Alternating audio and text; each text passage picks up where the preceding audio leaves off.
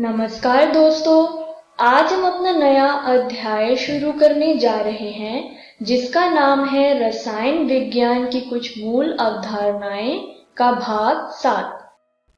तो चलिए देखते हैं कि हम इस वीडियो में क्या पढ़ने वाले हैं। हम मूलानुपाती सूत्र के बारे में जानेंगे। हम आणविक सूत्र के बारे में भी जानेंगे। तो चलिए शुरू करते हैं परिचय से। एक रासायनिक प्रतिक्रिया में कई तत्व एक दूसरे में मिलकर यौगिक बनाते हैं।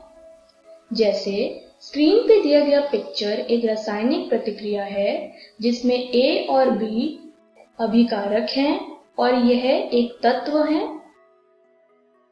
यह तत्व आपस में मिलकर AB बनाते हैं जो कि यौगिक है।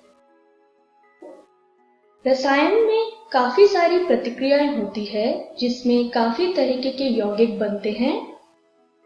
इन यौगिक को परिभाषित करने के लिए हम रासायनिक सूत्र का उपयोग करते हैं। आइए अब अगली स्लाइड में हम रासायनिक सूत्र के बारे में जानेंगे। रासायनिक सूत्र यानी केमिकल फॉर्मूला किसी रासायनिक यौगिक को इस प्रकार निरूपित करता है जिससे पता चलता है कि वह यौगिक किन किन तत्वों के कितने कितने परमाणुओं से मिलकर बनता है।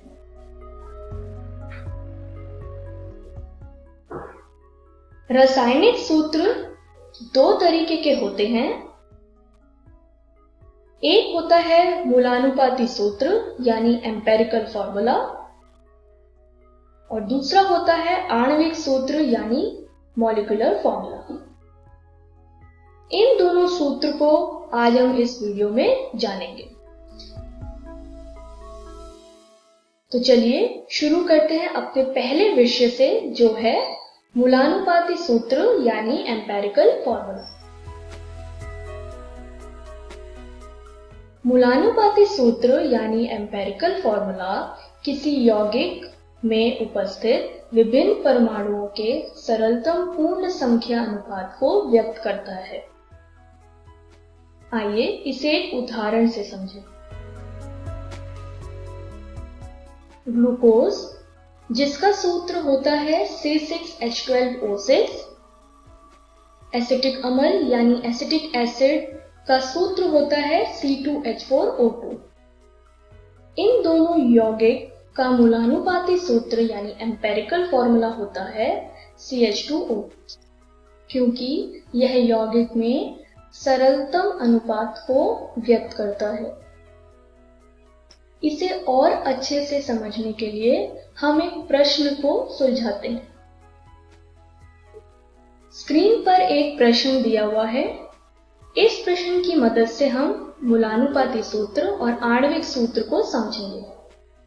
इस प्रश्न के मुताबिक हमें एक यौगिक दिया है जिसका मोलर द्रव्यमान 98.96 ग्राम दिया है और इस यौगिक में जितने भी तत्व हैं उन सब का द्रव्यमान प्रतिशत दिया हुआ है।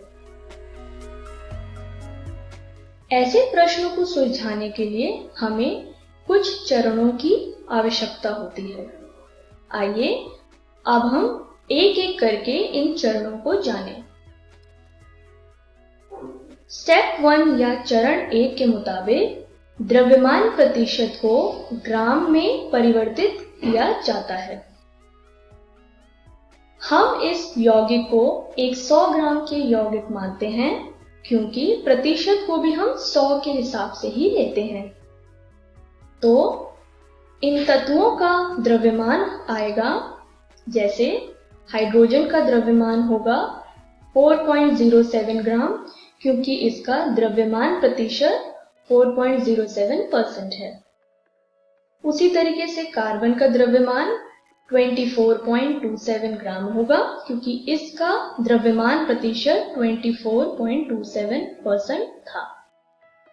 और क्लोरीन का भी द्रव्यमान आएगा 71.65 ग्राम क्योंकि इसका द्रव्यमान प्रतिशत 71.65% दिया था।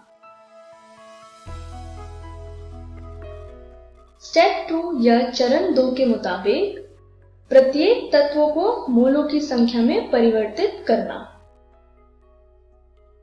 जैसा हमने पिछली वीडियो में जाना था, मोलों की संख्या ज्ञात करने के लिए हम एक फॉर्मूला का उपयोग करते हैं जो आप स्क्रीन पर देख पा रहे हैं, यानी मोलों की संख्या बराबर दिया हुआ द्रव्यमान और उसको मोलर द्रव्यमान से भाग करेंगे। इस फॉर्मूले को हम सभी तत्वों के मोलों को निकालने के लिए यूज करेंगे। जैसे हाइड्रोजन की मोलों की संख्या को निकालने के लिए 4.07 ग्राम को 1.008 ग्राम से भाग करेंगे, तो आंसर आएगा 4.04 मोल, जो कि हाइड्रोजन के मोलों की संख्या है।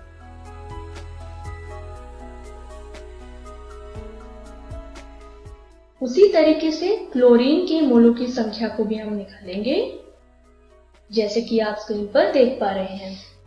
71.65 ग्राम को 35.453 ग्राम पर मोल से भाग करेंगे, तो आंसर आएगा 2.021 मोल, जो कि क्लोरीन के मोलों की संख्या है। सेम फॉर्मूले को यूज करके हम कार्बन के मोलों की संख्या भी ज्ञात करेंगे, यानी 24.27 ग्राम को 12.01 ग्राम से डिवाइड करेंगे, तो आंसर आएगा 2.021 मोल। इस तरीके से हमने सभी तत्वों के मोलों की संख्या को ज्ञात करा। अब हम अपने चरण 3 पर चलते हैं। चरण 3 यानी स्टेप 3 के मुताबिक पर्याप्त मोलों की संख्या को उनमें से सबसे छोटी संख्या से विभाजित करना। जैसा हमने पिछली स्लाइड में पढ़ा था, सबसे कम संख्या है 2.021, तो इस संख्या को बाकी तत्वों के मोलों की संख्या से विभाजित करेंगे। आइए देखते हैं कैसे। हाइड्रोजन की मोलों की संख्या थी 4.04, तो इसको 2.021 से विभाजित करेंगे, तो आंसर आया 2। उसी तरीके से कार्बन के लिए भी करेंगे और क्लोरीन के भी करेंगे। दोनों ही केस में आंसर आएगा 1।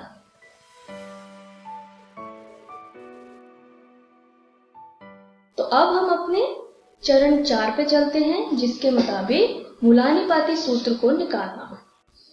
पिछली स्लाइड में जो संख्या आई उसको हमने अनुपात के रूप में लिखा, यानी C/H/Cl आया 1:2:1।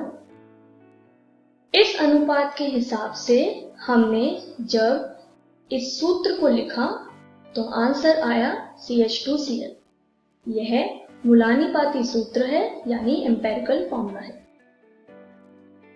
इस तरीके से हमने दिए हुए प्रश्न का भाग 1 को सुलझाया। आइए अब अपने अगले विषय पे चले, जो है आणविक सूत्र यानी मॉलिक्यूलर फॉर्मूला।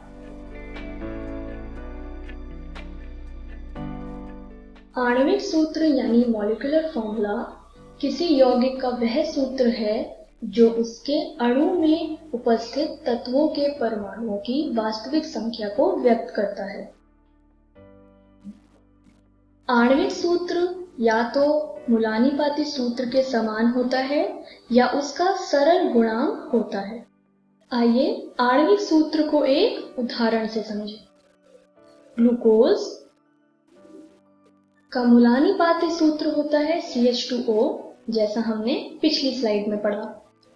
इसका आणविक सूत्र होता है C6H12O6।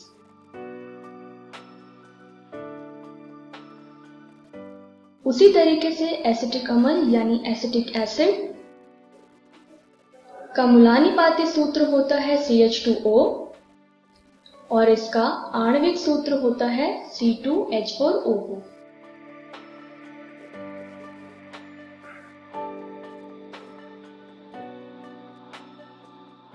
स्क्रीन पर हमें वह समान प्रश्न दिया है जो हमने मूलानुपाती सूत्र को समझने के लिए सुलझाया था। आणविक सूत्र को अच्छे से समझने के लिए आइए इसका भाग 2 सुलझाएं।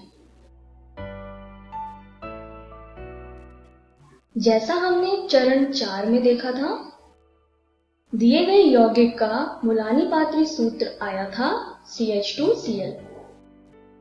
इस मुलानीपाती सूत्र का उपयोग अब हम आणविक सूत्र को निकालने के लिए करेंगे। आइए आणविक सूत्र को निकालने के लिए चरण 5 पर चलते हैं। चरण 5 के मुताबिक मुलानीपाती सूत्र द्रव्यमान निकालना। जैसा हमने पिछली वीडियोस में पढ़ा था, किसी सूत्र का द्रव्यमान कैसे निकाला जाता है, जैसा कि आप स्क्रीन पर देख पा रहे हैं। तो आंसर आया 49.48 ग्राम, जो कि दिए गए यौगिक का मुलानीपाती सूत्र द्रव्यमान है। अब हम चलते हैं अपने चरण 6 पर, यानी स्टेप 6 पर। चरण 6 के मुताबिक मोलर द्रव्यमान को मुलानीपाती सूत्र द्रव्यमान से विभाजित करना। जैसा कि आप स्क्रीन पर देख पा रहे हैं, इस संख्या को हमने n से लिखा है। जैसा कि हमें मोलर द्रव्यमान दिया था 98.96 ग्राम, इसको हमने 49.98 ग्राम से विभाजित किया, जो कि मुलानीपाती सूत्र द्रव्यमान है, जैसा हमने पिछली स्लाइड्स में देखा। तो आंसर आया 2। चलिए अब अपने चरण 7 पे चलते हैं। चरण 7 के मुताबिक यौगिक के मुलानीपाती सूत्र को n से गुणा करना। जैसा हमने भाग 1 में सॉल्व किया था, हमारा मुलानीपाती सूत्र आया था CH2Cl। इसको 2 से गुणा करके हमारा आणविक सूत्र आया, जो है C2H4Cl2। इस तरीके से हमने आणविक सूत्र के बारे में जाना। तो हमारे प्रश्न जो हमने पहली स्लाइड्स में देखा था, उसके मुताबिक मुलानीपाती सूत्रक आया CH2Cl और आणविक सूत्र आया C2H4Cl2। इस तरीके से हमने आणविक सूत्र और मुलानीपाती सूत्रक के बारे में पढ़ा। तो आइए देखते हैं कि हमने इस वीडियो में क्या सीखा। हमने मुलानीपाती सूत्रक के बारे में जाना, हमने आणविक सूत्र के बारे में भी जाना। तो चलिए देखते हैं कि हम अगली वीडियो में क्या पढ़ने वाले हैं। हम सीमांत अभिकर्मक यानी लिमिटिंग रिएजेंट के बारे में पढ़ेंगे। हम सांद्रता की मात्रात्मक व्युत्पत्ति के बारे में भी पढ़ेंगे। Thank you.